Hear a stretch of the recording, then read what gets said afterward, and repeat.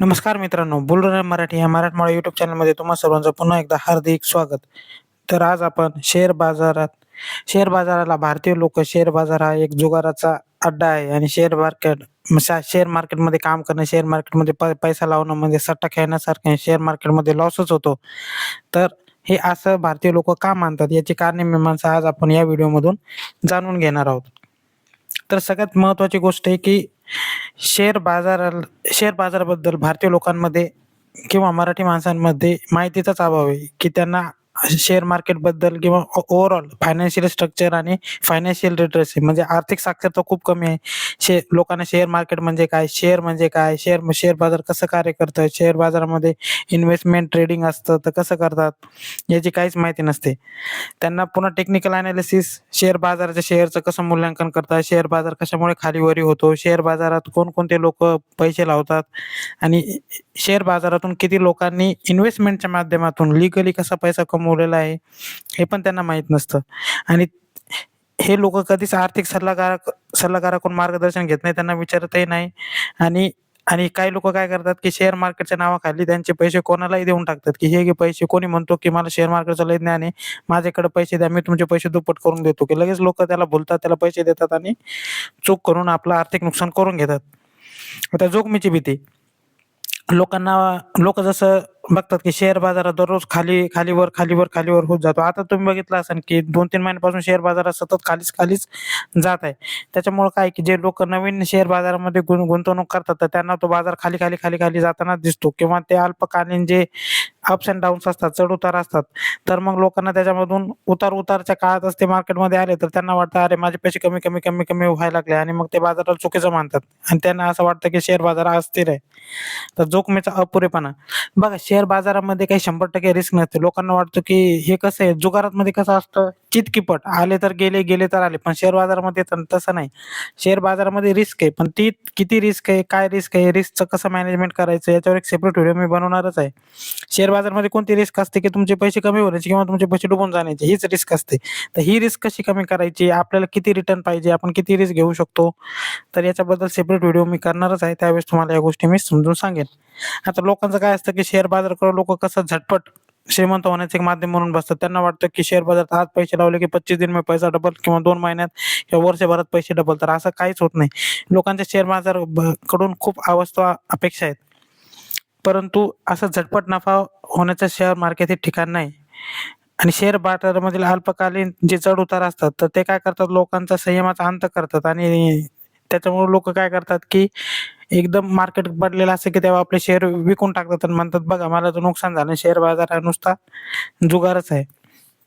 गैरसमज आणि अफवा, बघा आता शेअर मार्केटचे खूप सारे स्कॅम आपल्याला उघड झालेले आहेत. जसे हरतज मेहताचा स्कॅम आहे, सत्यम घोटाळा आहे. तर हे असे स्कॅम लोक ऐकून त्यांना वाटतं, की अरे बापरे, शेअर बाजारामध्ये नुसते घोटाळे चाललेले आहेत आणि शेअर बाजार एक जुगार आहे. शेअर बाजारामध्ये घोटाळे चाललेले आहेत आणि शेअर बाजारामध्ये पैसे लावणं म्हणजे पैसे डुबवणंच आहे.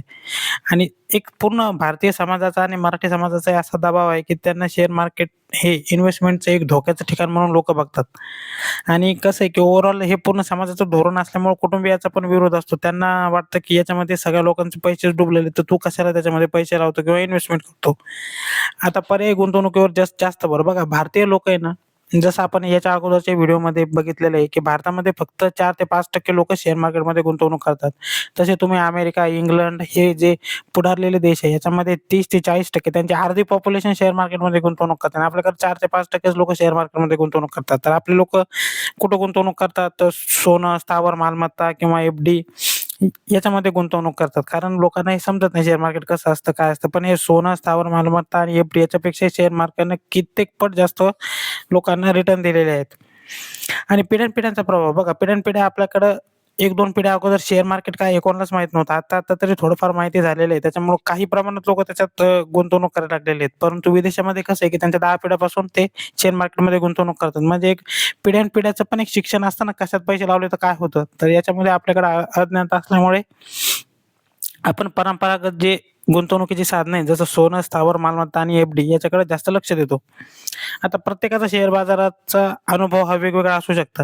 आता बरेच लोक काय, की नॉलेज न घेता शेअर मार्केटमध्ये उतरलं की तुमचं नुकसानच आहे. एवढी गोष्ट तुम्ही लक्षात ठेवा. तर काय आहे की शेअर बाजारामध्ये आता काही काही लोकं त्यांना असे भेटतात की नाही, नाही, अरे माझ्याकडे ना ₹1,00,000 होते, ₹1.5 लाख होते. मी शेअर मार्केटमध्ये काम चालू केलं तर माझे 10,000च राहिले. माझे 5,000च राहिले.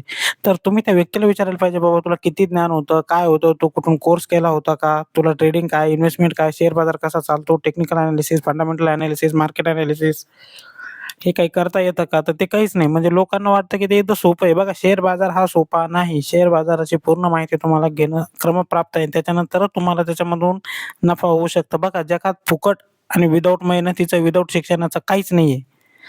पटकन लॉटरी लागली. शेअर बाजार हा लॉटरी नाही, शेअर बाजार हा जुगार नाही. शेअर बाजार हा पूर्णतः टेक्निकल आहे, पूर्णतः अभ्यासाचं एक माध्यम आहे आणि याच्यामधून लोकांनी करोडोपती, लाखपती झालेले आहेत. आणि ते करोडोपती, लाखपती हे असे काय म्हणतात ट्रेड घेऊन का हे घेऊन किंवा असं जुगार खेळून नाही झाले, तर त्यांनी प्रॉपर इन्व्हेस्टमेंट केला 15-20 वर्षाचा, 20-30 वर्षाचा आणि त्याच्यामधून त्यांना लाँग टर्म कॅपिटल गेनच्या माध्यमातून ते श्रीमंत झालेले आहेत. त्याच्यामुळे प्रत्येकाला शेअर बाजाराचा अनुभव वेगवेगळाच आहे आणि शेअर बाजाराचा अनुभव हा निगेटिव्ह असण्याचं कारण म्हणजे लोकं त्याच्याकडे इन्व्हेस्टमेंट म्हणून बघतच नाही. ते ट्रेडिंग करण्यासाठीच जातात. कारण का? की त्यांना पैसे डबल करायचे आहेत पटापट, पटापट. सगळेच लोकं लालची आहेत. लोकांना दम नाहीये.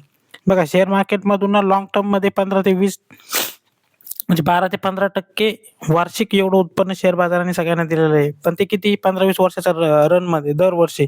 एखाद्या वर्षी शेअर बाजार 1-2 वर्षाचा शेअर बाजार कधी-कधी काहीच रिटर्न दिलेले नाही. पण लोकांना दम नाही आहे ना. लोकांना आज पैसे लावले ना शेअर मार्केटमध्ये की 3-4 दिवसाचा डबल पाहिजे. पण तेवढं काही शेअर मार्केटची कॅपॅसिटी नाही आणि लोकांना ते तसं होण्याची शक्यता आहे, पण ती शक्यता खूप कमी आहे आणि ती शक्यता तुम्हाला दुप्पट करायची तुम्ही ट्रेडिंगच्या माध्यमातून करू शकता. पण त्याच्यासाठी किती नॉलेज आणि स्किल लागेल? तर तेवढं स्किल सगळ्यांकडेच असेल असं नाहीये ना. ते फक्त बाजारातले 1% लोकच तेवढे पैसे कमवतात आणि तुम्हाला तर माहिती आहे सेबीचा अहवालच आहे, की बाजारातले 90% लोकं ट्रेडिंगमध्ये नुकसानच करतात आणि 10% लोकच कमवतात. तर हे फक्त खूप साऱ्या लोकांकडून ट्रेडिंगच्या नावाखाली ते लोकं स्वतःचे खिसे भरत आहेत. आता बघा, की शेअर बाजार हा पूर्णतः ऑनलाईनच आहे.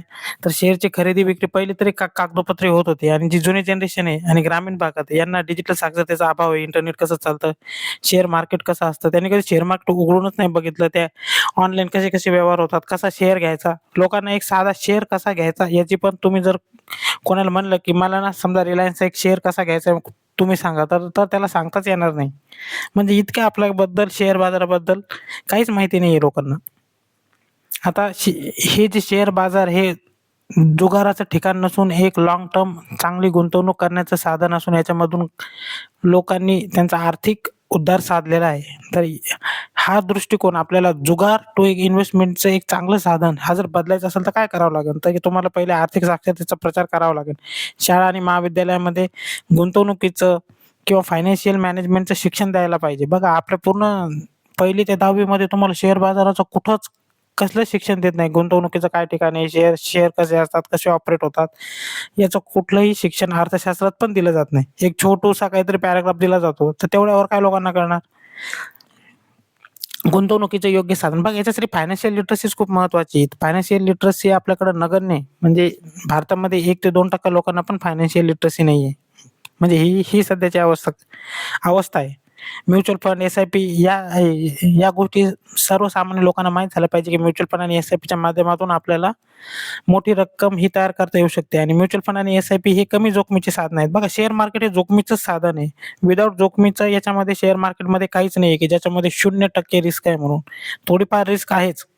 पण ती रिस्क कशात आहे, काय आहे त्याचा पूर्ण अभ्यास करून आपण आपली रिस्क मर्यादित करून चांगलं म्हणजे रिटर्न जनरेट करू शकतो. आता जोखमीचं व्यवस्थापन, की आपण आपल्या रिस्क मॅनेजमेंट याच्यावर एक सेपरेट व्हिडिओ मी बनवणारच आहे. तर हे पण एक एक लाँग टॉपिक आहे. तर इथं छोट्या याच्यामध्ये सांगणं ते शक्य नाही. संयम आणि सतर्कता बघा आपल्याला ना मार्केटमध्ये ना अल्पकालीन अप्स अँड डाउन्स हे चालूच असतात. पण मार्केट हा 15 वर्ष, 20 वर्ष, 30 वर्षाच्या काळात वरती म्हणजे वरतीच गेलेला आहे. मी तुम्हाला नेहमी सांगत असतो, की माणूस आणि शेअर मार्केट हे नेहमी लाँग टर्ममध्ये वरतीच जाणार आहे. 1-2 महिने, 5-6 महिने मार्केट पडू शकतं, पण त्याच्यानंतर ते वरती वाढणारच आहे ना. ते काही काळ्या दगडावरची रेष आहे. त्याच्यामुळे तुम्ही लाँग टर्म इन्व्हेस्टमेंटसाठी शेअर बाजाराचा विचार करा आणि तुम्ही शेअर बाजाराच्या माध्यमातून श्रीमंत व्हा.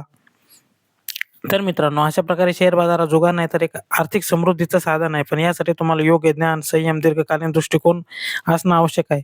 याच्यामध्ये भारतीय समाजात माहितीचा अभाव आहे, पारंपरिक विचारसरणी याच्यामुळे लोकांना असं वाटतं की शेअर बाजार हा जुगार आहे. पण आता हळू साक्षरतेत वाढ होत आहे, आर्थिक साक्षरतेतही वाढ होत आहे आणि काही प्रमाणात का होईना कोविडच्या नंतर शेअर बाजारामध्ये लोकांनी थोडासा रस घेणं चालू केलेलं आहे. तर मित्रांनो, आजचा व्हिडिओ तुम्हाला आवडला असल्यास या व्हिडिओला लाईक करा, शेअर करा, कमेंट करा आणि आपल्या बुलढाणा मराठी या यूट्यूब चॅनलला सबस्क्राईब करा. धन्यवाद.